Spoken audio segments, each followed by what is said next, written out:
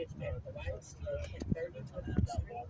Girls United Methodist Church at 942 Asheville Middle School, 11 Southbridge Avenue, and Dr. Wesley Grant Senior Southside Community Center at 285 Livingston Street. Oh boy, you just gonna pull over another lane. Reception within several city blocks of where the trailers are parked.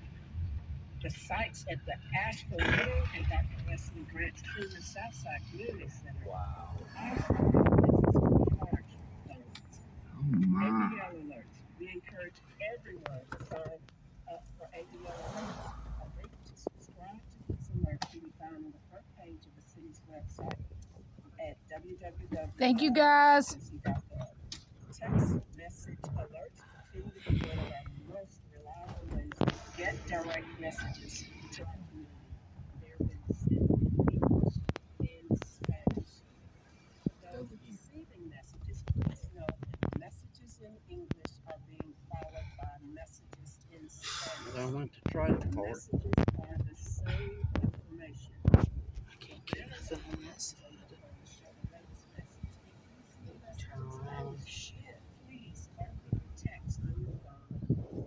I always wanted that house. No, it's got an extended backyard.